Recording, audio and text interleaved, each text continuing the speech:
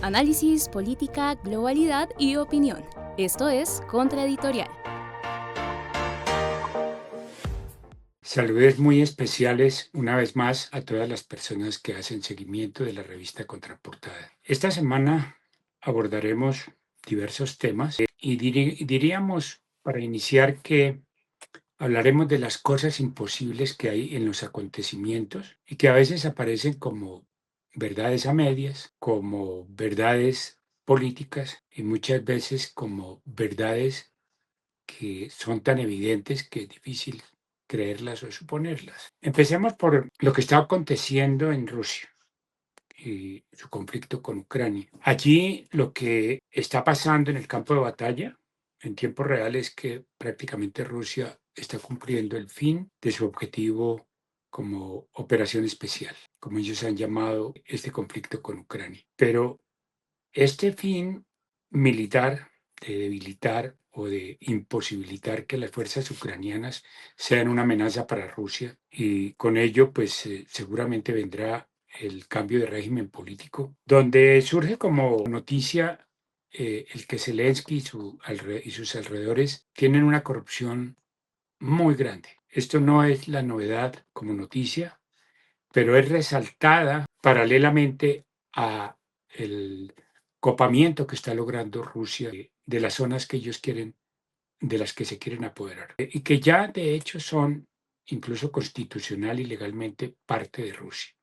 Pero faltaba el llegar a los límites de lo que ellos consideran no solo políticos, sino militares en el campo de batalla, de lo que ellos consideran la operación militar especial. Pero una vez pase esto, vamos a ver Zelensky con estas noticias que están resurgiendo de su corrupción, ¿a dónde va a terminar? Porque una derrota militar implica que también es una derrota política. Y lo que es de suponer es que Zelensky y su grupo, que está empezando a salir de Ucrania, acusados hoy por hoy de corruptos, pues empieza también a tener debilidades y grietas estratégicas. O sea, lo político y lo militar van juntos. Esto es tal vez lo más característico de este periodo. Entonces, lo que se viene, esta es la parte oculta de la luna. Lo que se viene es que Rusia va a tener, en nuestra opinión, que apoderarse de Kiev y del puerto de Odessa. Es decir, va a tener que correr su operación especial a una guerra de ocupación total sobre Ucrania. Porque de otra manera van a entrar ejércitos de la OTAN y ejércitos americanos. Uno u otro o los dos. Pero eso no lo puede permitir Rusia. Rusia ganaría una guerra para dejar de todas maneras un elemento estratégico militar en sus fronteras. Y eso es por eso se inició el conflicto, por el no rotundo de Putin a que Ucrania entrara en la OTAN. Pero también hay unas cosas que se desencadenaban de esta intención OTAN-Estados Unidos, que era la de preparar militarmente a Ucrania como una fortaleza y como una punta de lanza para infringirle al menos un mínimo de derrota a Rusia. Posteriormente entraría la OTAN, esto lo hemos repetido varias veces, y posteriormente los Estados Unidos. El desmembramiento de la Federación Rusa es el imposible de los rusos.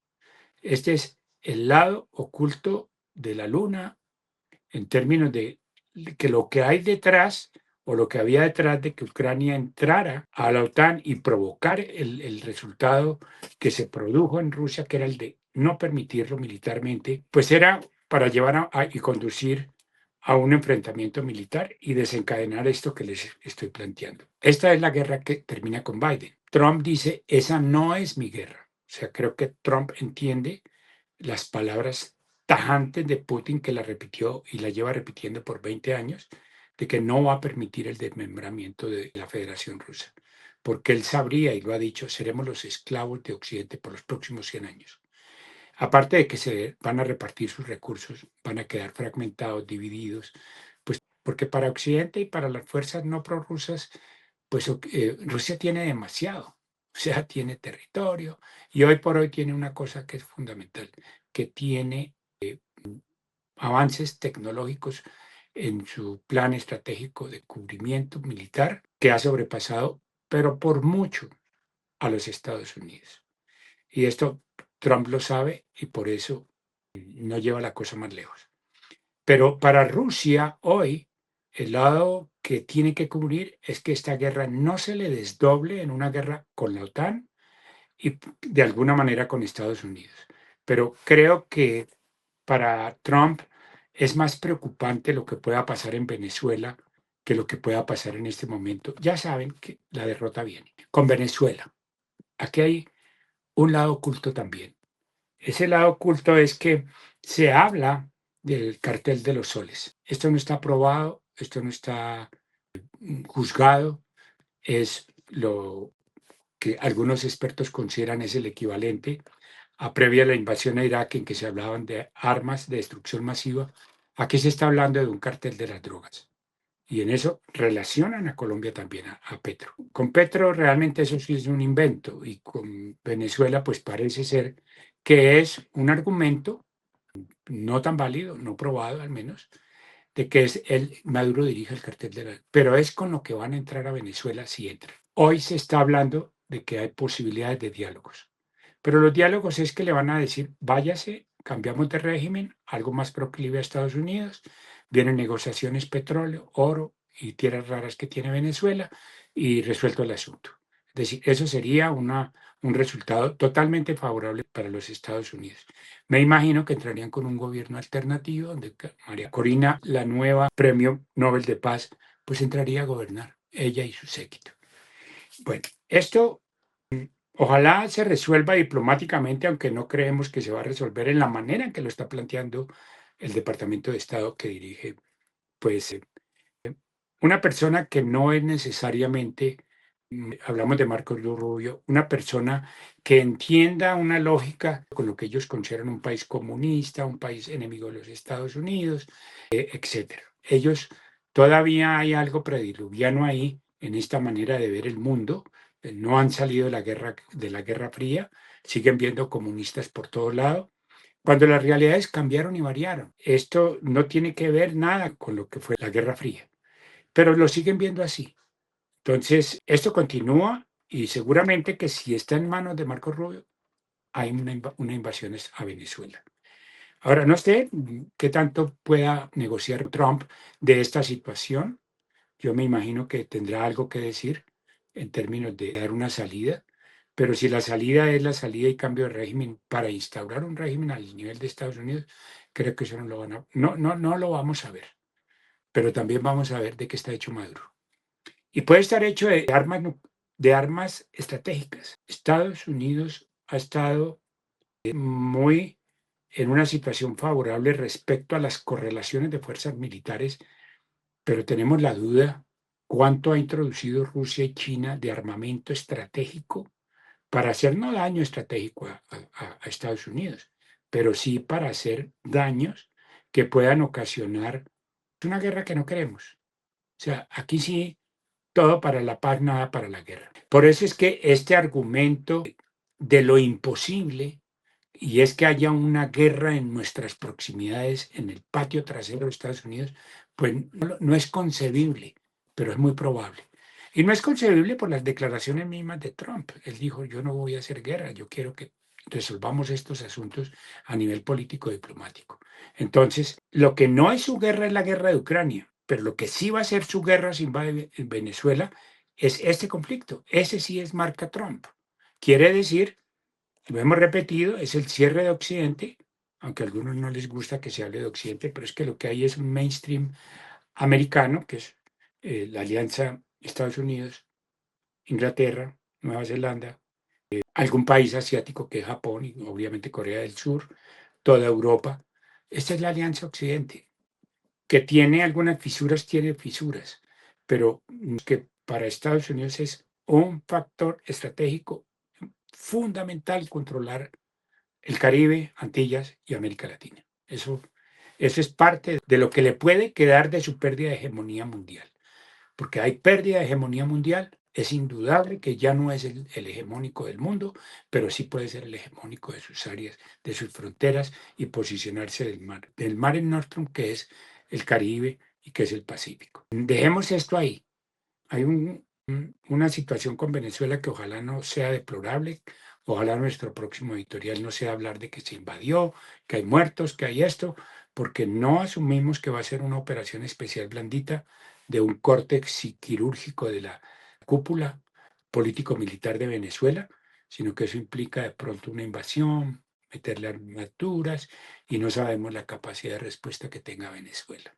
Este es algo que aunque nos parezca imposible puede resultar una realidad, que resulten con armas contundentes.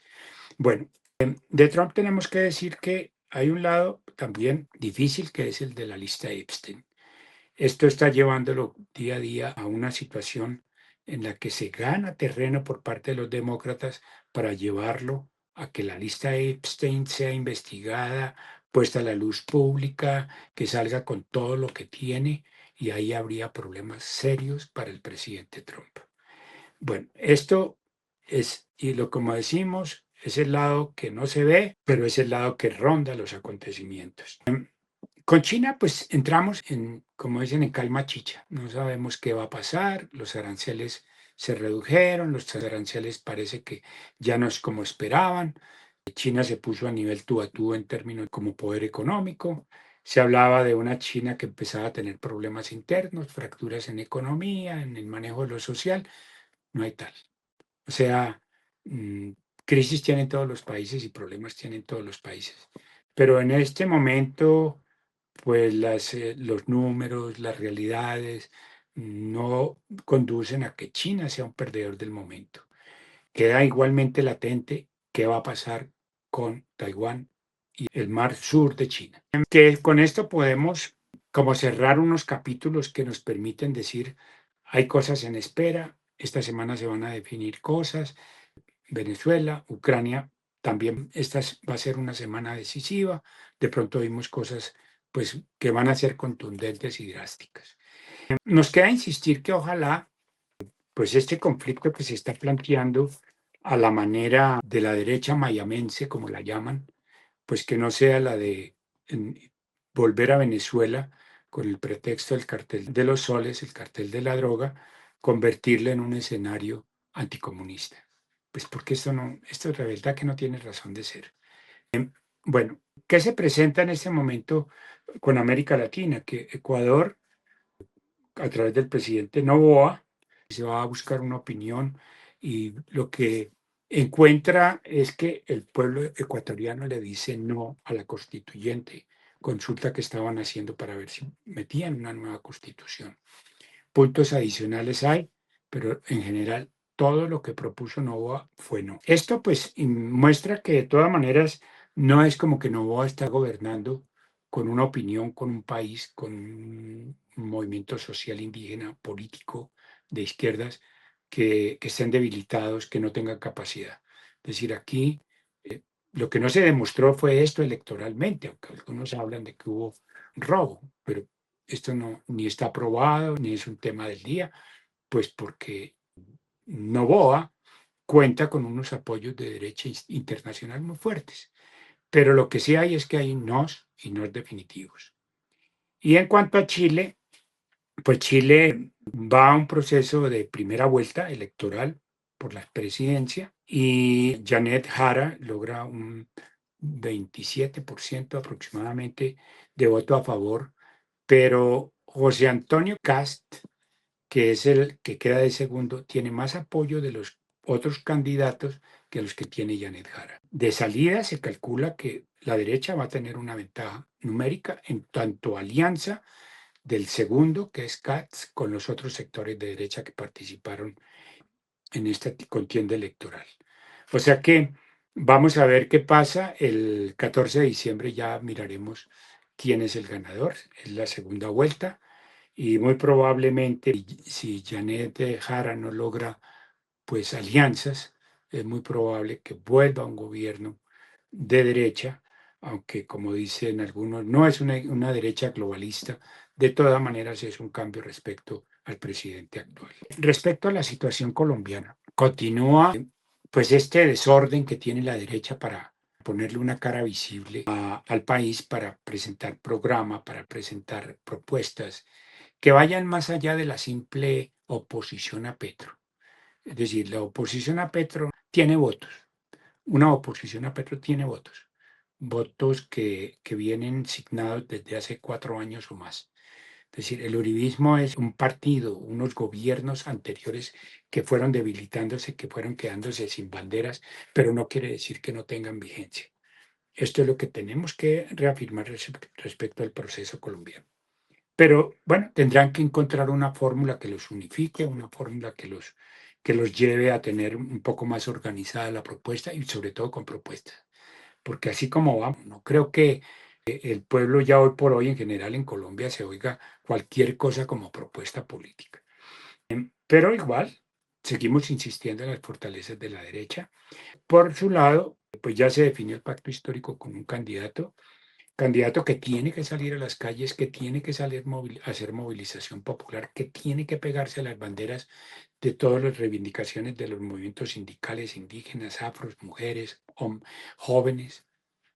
Tiene una tarea muy pesada y una tarea tan pesada como es convencer las propias huestes del centro izquierda y de la izquierda que votó por él a que perseveren en el voto por él en la consulta que va a haber de Frente Amplio, donde van a participar algunos sectores de centro derecha que son fuertes. Y en especial hablamos de Roy Barreras. Ahí hay candidatos también que pueden sumar, que es Caicedo, que es el compañero Romero. Bueno, hay varios. Pero en nuestra opinión, creo que el candidato fuerte del centro derecha es Roy Barreras y hay mucho de tránsito de sectores que votaron por el pacto histórico a irse con el Frente Amplio, con la fuerza de Roy.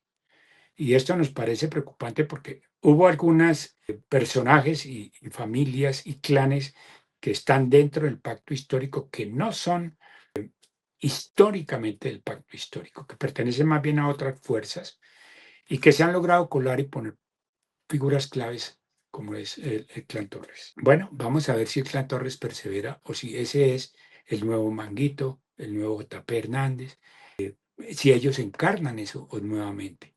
Pero lo que sí es un hecho y no nos podemos poner aquí en el detalle de cuántos traidores entraron a esto, que pues esa contabilidad debemos hacerla y suponerla como válida, pero ponernos en esa contabilidad y no ponernos en la contabilidad de que en la consulta tuvimos 3 millones y que hay que lograr 13 millones, que hay que buscar 10 millones de votos a los que se expresaron en el favor de Cepeda y de la compañera Carolina Corcho, pues es un trecho grande, largo, implica que sí, esto no lo puede hacer ninguna fuerza solo, pero el problema aquí es la alianza centro-izquierda y con el centro-derecha y algunos sectores de derecha, pues tiene que tener unos bordes, tiene que tener un programa que oriente esto y que oriente no solo un próximo gobierno. Ojo, la pelea no es por cambiar un gobierno o por cambiar que sea mejor el gobierno que viene que el de Petro, porque eso es difícil.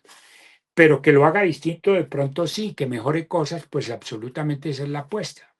Pero la apuesta aquí es el cambio del régimen político que terminó con Duque. Ojo, el cambio de régimen político que se inicia con el Frente Nacional, con antecedentes anteriores, que era el bipartidismo liberal conservador, que nos produjo una guerra civil con miles de muertos, cientos de miles de muertos. Entonces, ese régimen político que tiene los años que quieran ustedes ponerle, porque es que hay unos que hablan de 200 años, otros, bueno, depende de donde lo pongan, han sido, por lo menos de los del Frente Nacional acá, un régimen demasiado largo, demasiado largo. Bueno, es lo que cambia Petro. El acabar con ese régimen político es una parte programática esencial. Aquí no estamos peleando por hacer un gobierno de alianza centro-derecha, centro-izquierda para ganar 4 añitos más. El programa debe ser taxativo. Es el fin del régimen político anterior que se caracterizó por el bipartidismo, por nuevas figuras, por el uribismo en esencial. Entonces, centro-derecha que quiera simplemente darle continuidad, pues bueno, es como mucha pérdida y mucha energía de lo logrado para volver a estancarse el movimiento que viene de un proceso de cambiar por una democracia profunda, por una democracia para el cambio. Sería pues un regalo a la derecha que ni ellos mismos esperan. Y yo creo que sí, hay que imbuir el país en unas nuevas prácticas políticas, imbuirlos de democracia, imbuirlos de oportunidades para los marginados, para los excluidos. Pero quienes definitivamente se la jugaron porque nada de eso cambia y siguen en eso. La reforma a la salud, la reforma política, todas las reformas esenciales no las quieren. ¿Por qué hacer tranzas con ellos? ¿Por qué llamarlos a ser parte de un gobierno de frente amplio? Esa es la pregunta programática de fondo. En el modelo económico que también se pretende cambiar y hay que profundizar en el cambio, Petro ya puso las bases. Petro ya dejó establecido que un dólar se puede mantener bajo, que se puede mantener bajo el desempleo, que se pueden subir salarios. Vamos a ver cuánto sube el salario mínimo este año. Bueno, hay unas pautas que ya están dadas. Entonces, tenemos que lograr que lo mejor vuelva. Y lo mejor que vuelva es lo que propuso Petro. Insistimos una vez más esta vez. Esta alianza es para derrotar el uribismo en las urnas. Dejemos ahí. Un saludo. Esperamos que las noticias que nos trae esta semana no sean trágicas, que se liquiden los procesos de Europa en términos de sus guerras y que no iniciemos una nueva guerra aquí en nuestra área, en nuestra América Latina, en nuestro Caribe, en nuestras Antillas. Ojalá que estas partes que se vuelven tragedia no sean lo oculto con lo que se mueven en el Departamento de Estado y los Estados Unidos para las nuevas políticas hacia nosotros. Un saludo, un abrazo y esperamos que nos sigan apoyando y que nos ayuden a poner en su estado, reproducir con sus amigos, enviar el link para que esta revista tenga un proceso de circulación. Les recomendamos esta semana que lean la revista. Hay cosas muy, pero muy interesantes. Debemos de decir algo. Nuestros contenidos merecen mucho más gente que nos lea. Pero bueno, ese esfuerzo lo tenemos como responsabilidad nosotros y la ayuda de ustedes. Tengan un buen fin de semana y pasen una semana bonita.